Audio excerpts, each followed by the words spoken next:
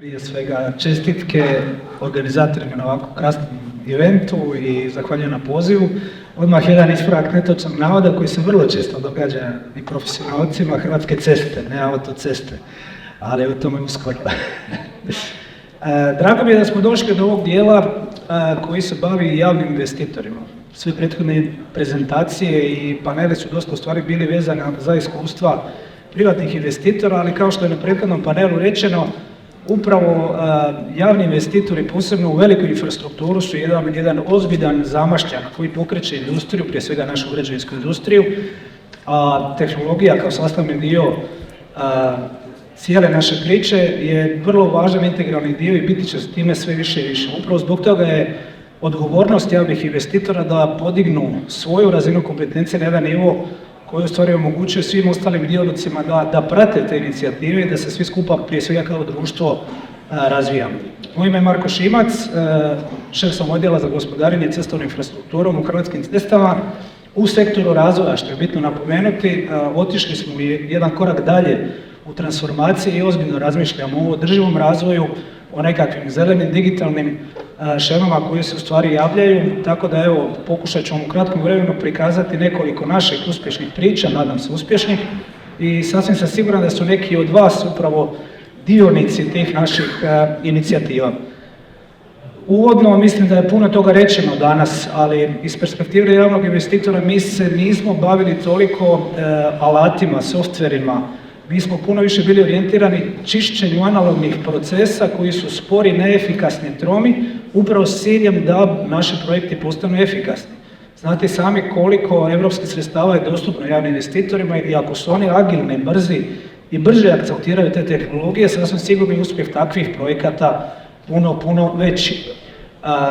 Ono što moram napomenuti, znači i razjasniti, znači autoceste se bave cestama, županijske ceste se bave županijskim cestama, mi smo zaduženi za preko 7000 državnih cesta koje, prije svega moram reći, su jedna žila kucavica, odnosno jedan krvotok razvoja našeg gospodarstva, povezivajući i naše regije Republike Hrvatske, ali sasvim sigurno omogućavajući razvoj poslovnim subjektima i pristup nekakvim europskim međunarodnim tržištima. Vrlo ozbiljno pristupamo i razvoju cestovne mreže, vrlo ozbiljno pristupamo i samoj sigurnosti u prometu i mislim da o našim uspješnim projektima sasvim sigurno čujete i kroz medije i kroz nekakvu stručno profesionalnu literaturu. Neki od naših projekata, ima ih još u pipeline-u, dva na koje smo svi skupa jako ponosni i vrlo su medijski eksponirani, su cestovna povezanost s Južnom Dalmacijom koja je službeno okončana u ovoj godini. Namjerno stavljam taj projekt ne zbog grandioznosti i nekakve geopolitičke važnosti tog projekta, nego upravo što je to bio prvi projekt u Republici Hrvatskoj tog karaktera gdje je primijenjen BIM u fazi izvođenja i gdje je u stvari koincidiralo sve skupa sa COVID-om kada je veliki broj učesnika trebao vrlo interaktivno komunicirati kod rješavanja određenih problema. Brojke su strašne, znate sami koliko je to sve skupa košta, trajalo je, ali mislim da je rezultat stvarno na ponos svima nama. Drugi projekt, DC403, bio je predstavljen i prošle godine upravo na ovoj konferenciji iz perspektive digitalne tehnologija, otvoren nedavno. Također krasan projekt, specifičan upravo po svojoj kompleksnosti i važnosti kolaboracije i komunikacije svih uključenih dionika s obzirom na ogromnu količinu poznate ili nepoznate infrastrukture koja se nalazi na licu mjesta. Sama cijena po kilometru je jednostavno zapanjujuća. Osobno mislim, ali pretpostavljam da je to i nekakva šira ocjena, da dobrim dijelom uspjeh tih projekata stvarno ovisi o nekakvim digitalnim projektima koje smo pokrenuli u zadnjih 10 godina, jer ovo za nas nije nova priča, ona traje stvarno nekakvih 10 godina. Ja sam tu izdvojio samo neke koje su direktno vezane uz područje mog djelovanja. Ono što zadnjih 10 godina radimo, to je upravo jedan sustavni, standardizirani pristup upravljanju projektima, projektnim portfeljima. Čisto ilustracije radi, mi godišnje imamo preko 700-800 projekata vrijednosti, red veličine 3-4 milijarde kuna, da sad ne prevodim u eure, koje da bi bili efikasni trebamo voditi i upravljati na jedan vrlo jasan, transparentan, standardiziran način. Upustili smo se u priču sa SAP-om koja, naravno, ovo sve su u stvari produkti, ne možemo ih zvati projektima, zato jer svaki produkt ima na neki način svoj životni ciklus koji u određenim iteracijama se dalje razvija i doživljava nekakve svoje izmjene. Pokušali smo analogne procese, analogne podatke digitalizirati u smislu upravljanja dokumentacijom i usklađivanja sa uredskim poslovanjem. BIM je bio, kažem, prvi nekakav pilot na Pelješkom projektu, tamo negdje 2018. ali pokazat ću nekakva iskustva. Posebno sam ponosan na ova zadnja 3, a to je u stvari taj takozvani RAMS, odnosno Road Asset Management System, koji u stvari integrira geoprostorne informacije s kompletnog aseta kojim upravljaju Hrvatske ceste. Prvi case koji je najdugotrajniji i još uvijek na njemu radimo, upravo taj Project Portfolio pristup, rekao sam brojke, znači cilj je bio optimizacija, ubrzanje, efikasnost, na neki način poboljšati, ubrzati sve te procese. Neki od vas sasvim sigurno onako kolokvijalno znaju kad kažu Primavera i Hrvatske ceste, nekakvi Exceli koji putuju kroz životni ciklus. Stvar funkcionira otprilike ovako, znači svaki projektant koji radi troškovnik mora skinuti podlogu sa stranica Hrvatskih cesta, u jednoj standardnoj formi napraviti troškovnik. Taj troškovnik putuje kroz svoj životni ciklus koji onda dolazi znači, u fazu nabave, znači postupak nabave se provodi. Sve to je jedan vrlo kontrolirani proces u kojem nema puno prostora za nekakve manipulacije, ali na kraju kada se sam taj ugovor uspostavi, odnosno ugovori, importira se u sustav naš za upravljanje projektima koji se zove Oracle Primavera i u stvari integriramo troškovnik, troškovničke stavke sa vremenom, imamo vrlo jednu jasnu predikciju planiranih troškova koje kasnije kroz samu fazu realizacije dalje možemo pratiti. Ono na čemu upravo danas radimo, baš ovaj tjedan puštamo vani, je takozvana digitalna ovjera privremenih situacija. Znači napravili smo sustav koji omogućuje, mogu reći u realnom vremenu, digitalnu ovjeru situacije od strane izvođača, nadzora i predstavnika naručitelja kroz jedan jedinstveni sustav sa jedinstvenim pristupom. Nema više Excela, nema više printanja 6 primjeraka, potpisivanja na gradilištu, vozanja po cijeloj Hrvatskoj, nego ta informacija odmah sjeda u naš jedinstveni sustav i služi prije svega našim financijama da jasno prediktivno pogledaju u budućnost što od sredstava moraju rezervirati za plaćanje svih tih velikih ugovora. Znači, taj jedan prediktivni model nam je vrlo važan. BIM u Hrvatskim cestama, kažem, počeo 2018. godine, jako smo se, ovo su dvije ključne možda slike, nismo se bavili tehnologijom, softverima i tako dalje, puno važniji su nam bili uređeni procesi, standardi kojim kao investitor na neki način diktiramo uvjete prema ostalim dionicima projekta. Dobar starting point je bilo izdanje komore BIM u infrastrukturnim projektima i na temelju toga smo krenuli razvijati našu priču. Nama kao investitoru je strahovito važna jedna digitalna arhiva svih projektnih podataka i dokumentacije koja nastaje kroz različite faze životnog ciklusa projekta.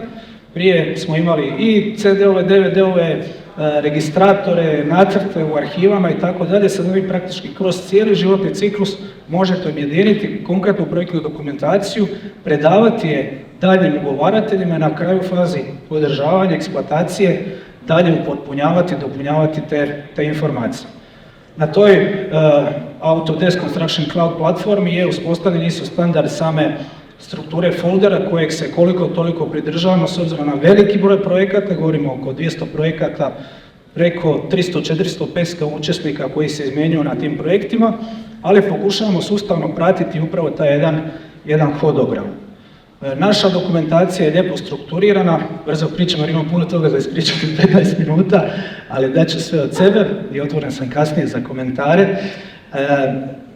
Znači, kompletna dokumentacija je riješena. Uspjeli smo napraviti, i ovo mi je drago što je kolegica pokazala iskustva iz Irske, oni su institucionalno dosta standardizirani. To je upravo ono što fali u Hrvatskoj, jedan nacionalni institucionalizirani standard, zajednički za sve. Mi smo Hrvatske ceste, ali nema smisla da, ne znam, željeznice, HAC ili neko drugi izmišlja svoje. Ajmo svi skupa sjeti za stol i napraviti jedan zajednički pristup. Znači, mi imamo svoj ER koji je ugrađen u projektne zadatke i za projektiranje, građenje i tako dalje. Imamo sve te podloge, napravili smo jednu šemu level of developing, znači za naše projekte, za cestovnu infrastrukturu, gdje nedvosmisleno dionici tih projekata mogu utvrditi što treba, na koji način isporučiti dalje. Činjenica je da je dobar broj zaposlenika u javnom sektoru i stariji i teže prihvaća promjene, ima određeni otpor prema posebno tehnološkim promjenama i ono na čemu pokušavamo sustavno raditi je omogućiti im daljnje obrazovanje. Taj predstavnik investitora vama na kraju mora nešto potpisati, uvjeriti, potvrditi, on mora biti na nivou znanja i kompetencija jednakom kao taj projektant ili izvođač koji nešto isporučuje. Tako da evo, ispred mog odjela imamo, na primjer, u godini dana preko 27 edukacija raznog karaktera gdje pokušavamo i dovući vanjske predavače i interne da bi pričali upravo o temama koje su bitne za nekakav daljnji razvoj. Zadnji primjer je nešto što upravo sada radimo, to je taj takozvani Digital Enabled Asset Management, znači jedna integracija raznih sustava, jer u svim prethodnim imate puno, ajmo reći, alfanumeričkih podataka, ali sve te alfanumeričke podatke kada stavite u prostor, imate puno više analitičkih mogućnosti, posebno u dijelu upravljanja asetima, znači nekakvom cestovnom imovinom. Malo ću to preskočiti čisto da vidite znači šta smo napravili. Jedinstveni GIS sustav koji objedinjuje sve podatke koje smo imali porazbacane po raznim sustavima, koji omogućuje integraciju podataka na jednom mjestu, znači kroz različite faze životnog ciklusa. Jedinstvena baza javnih cesta Hrvatske se vodi na ovome mjestu, javno je dostupna svima kome treba. Na toj istoj platformi je razvijen sustav za redovito održavanje cesta, koji vidite mobilnu aplikaciju, hodar na terenu, vidi rupu, slika tu rupu, georeferencirani podatak sjeda na tu i tu točku, odnosno dionicu, stacionažu, pokreće se radni nalog i obrađuje dalje. Jedan sljedeći primjer je ugradnja IoT-a, odnosno raznih senzora, monitoring sustava, ovaj primjer sa Pelješkog. Dobar primjer, još uvijek malo to akceptiramo, implementiramo, ali vi imate živi organizam, ima konačan proizvod građevinskog projekta, ozbiljan IT sustav. Znači imate cijeli niz informacija u realnom vremenu koje treba sustavno pratiti, naprezanja, promet, vjetar, potres i tako dalje, i to povezati s asset sustavom je u stvari veliki izazov. Sljedeći primjer, isto rezultat jednog EU projekta, Hrvatske ceste su nabavile specijalno vozilo koje vozi po Hrvatskoj i skenira stanje kolnika sa raznim parametrima. Jedan od rezultata tog pilot projekta koji sad kreće u roll-out, evo jedan primjer, svi znate za ovu šarenu cestu tamo u Slavoniji, bila i po medijima nedavno, ali upravo pokazatelji snimljeni iz tog vozila pokazuju onaj crni dio između Vukovara i Iloka i nama u stvari daje, kako bi rekli, nekakav data-driven decision, znači mogućnost donošenja poslovnih odluka o prioritetima ulaganja temeljeno na podacima. To je u stvari cilj. Ove godine smo pokrenuli isto jedan pilot projekt LIDAR, odnosno point cloud snimanja i kreiranja digital twinova naših projekata. Prvi primjer, naravno, uvijek je dobro probati to sa Pelješkim mostom. Da. Rezultati su jako dobri, ne znamo još uvijek kamo idemo s tim.